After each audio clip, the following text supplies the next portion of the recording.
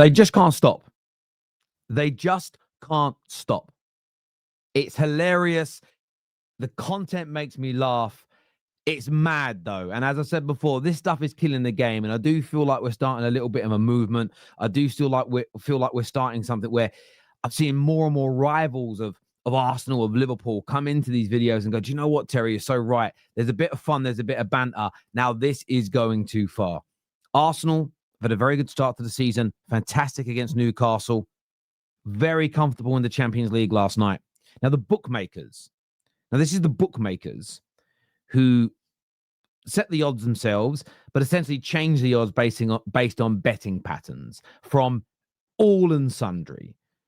They're not an outright indicator of exactly who the best team are. It's just based on money patterns. If there's a story tomorrow that Xavi might be joining United, the odds will shorten because people put money on it in that space. But take a look. I've got a couple of clips to play you. Take a look at Jamie O'Hara, Tottenham's biggest cheerleader, Arsenal's biggest hater online.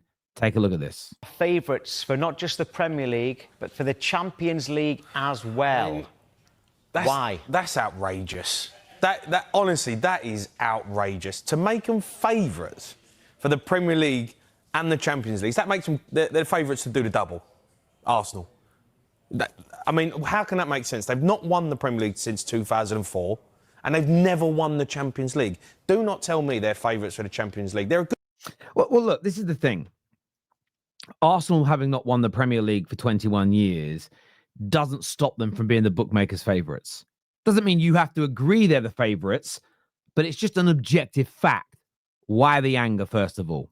Good side, Arsenal, and they're playing some decent football. They're strong at the back, and they've improved the bench. But they ain't won nothing. That's what people need to understand. They haven't won. They haven't got it over the line. Real Madrid have won the Champions League, 14 times? Don't tell me Arsenal are the favourites. Because... Well, this is the issue here. People keep doing this about Arsenal. Arsenal don't win anything. And then they'll list off 14 Champions Leagues for Real Madrid. So you're using Madrid's entire history.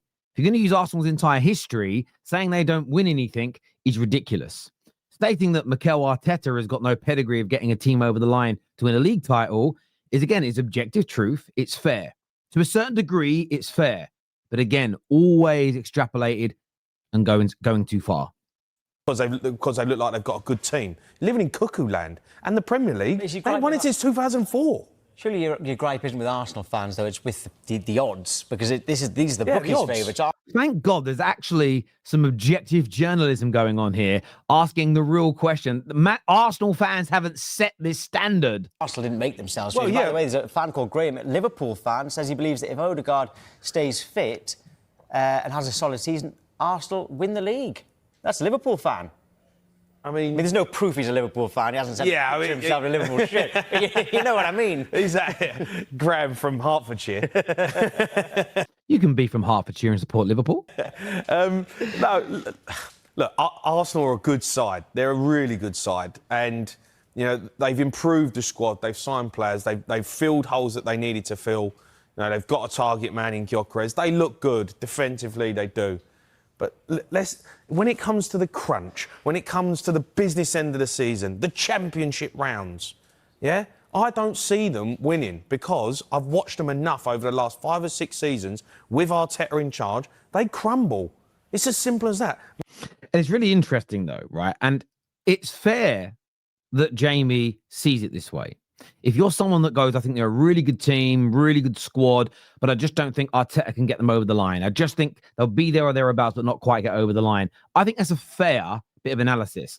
But the beginning bit saying it's outrageous, the bookmakers have them as favourites, is just pure ridiculousness and it's hatred. But the only issue I take here with Jamie is this is what happens when Tottenham are playing well.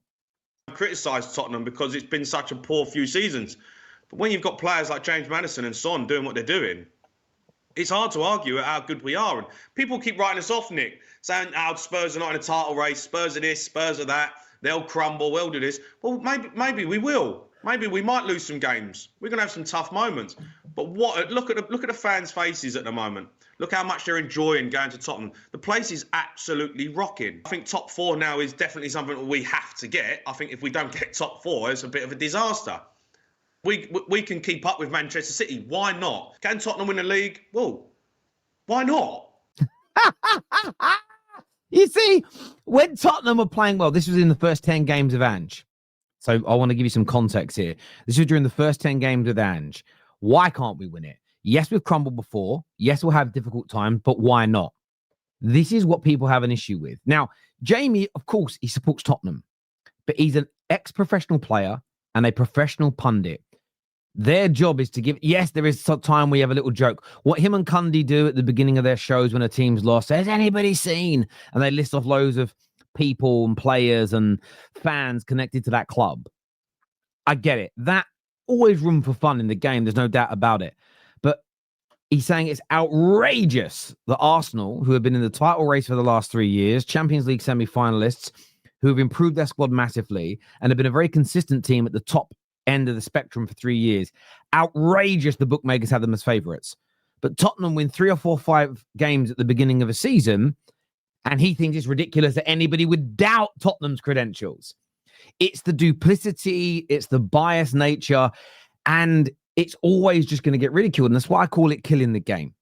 I call it killing the game. Not so much because Jamie's done it, but people then start taking his banter and his duplicity as fact, and they start running with that narrative, and more people push it.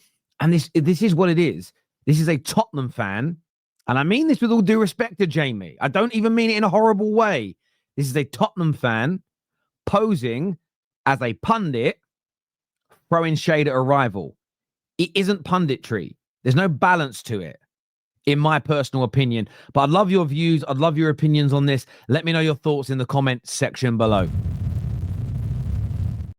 Firing just makes me think to that kind of Kevin De Bruyne, Rasmus Højlund link, but that Rasmus and the Haaland link. Odegaard seems like that kind of player who will find that man who wants to get on the back of the defenders, careering through. That first goal was a really good sign for Arsenal. Yeah, a couple of balls on a plate for the front boys. Yeah, when he's at his best, he's up there amongst the best number 10s in world football. He hasn't been at his best for a while now. I'm sure he'd admit that. And he would admit that because, he's got to take responsibility. He's the captain, he's the leader in that dressing room.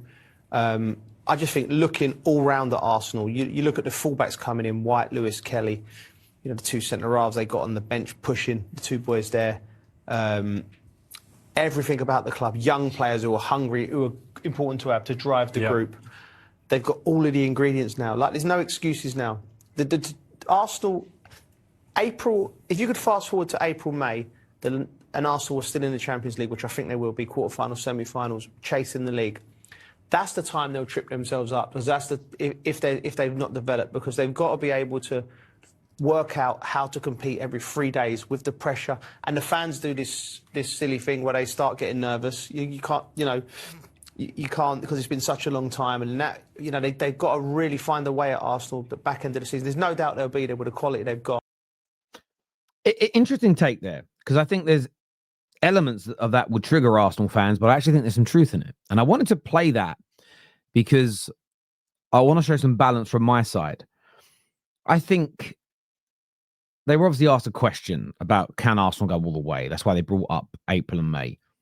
And Arsenal have, on a few occasions under Mikel Arteta, tripped up in that stage of the season and just fallen behind.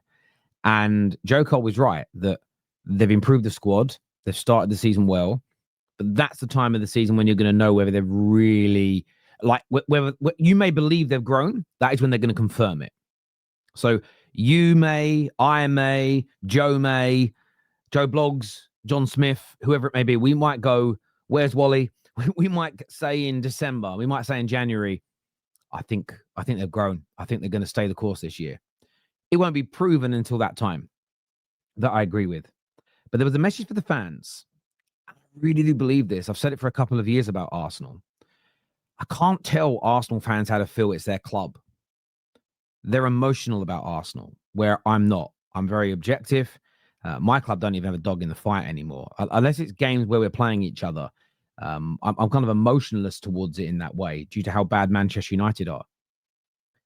But I think Arsenal perform better when their fans are on side, when their fans are being supportive, critical, constructive criticism, but very supportive. And there's going to still be some blips this year. It's very unlikely that Arsenal win every game between now and the end of the season. It's very unlikely they go on 12, 15 game unbeaten runs, winning all those matches. It's very unlikely that that all happens whilst Liverpool and City and Chelsea don't stay the course as well. So they have to prepare themselves for some weekends, some weeks where there's a dip or there's a loss. I think it's about not throwing baby out with the bathwater. I think it's about being constructive, but maybe not losing your absolute minds and applying unrequired pressure upon the squad. Now, some people will push back. I know it, and I'll say, Terry, but if you can't handle that pressure, you're never going to win anything. Or what if you don't put that much pressure on them and they get over their blip really quickly and you go on to win something? It does work both ways. And what we've seen for the last few seasons is a good percentage of Arsenal fans lose their minds towards the end of the season, and then you've not won anything major. So the jury's in, really. You've had those seasons where you've been behind the team, got angry towards the end, hasn't really worked, hasn't galvanized the team, hasn't made them sharper or better. So as a suggestion, and you can shoot me down in flames, but as a suggestion, would it not maybe make more sense this year to, even if you're feeling like going crazy, holding it back, being supportive, seeing what the end result is? I'd love an answer to that question. I know there are some TikTokers, I know there are some YouTubers, I know there are some X accounts that will say no to that, and they'll give an obscure reason that has no foundation or truth because that's how they get their views, it's how they make their money, and I understand it. But let's put those people aside because they've got an ulterior motive, which I understand and I respect. But how about giving it a try? Do me a favor, please, people, and hit that like button if you haven't done so already. Get yourselves subscribing. But back to the opening story. Listen, as I say, the hatred they have for Arsenal, people like Jamie O'Hara, I do find it entertaining. I do laugh at it. It's hilarious, especially with what he says elsewhere. But I'd love to get your views. I'd love to get your opinions on this. Hit the like button, please. And we will see you all again soon. Thank you.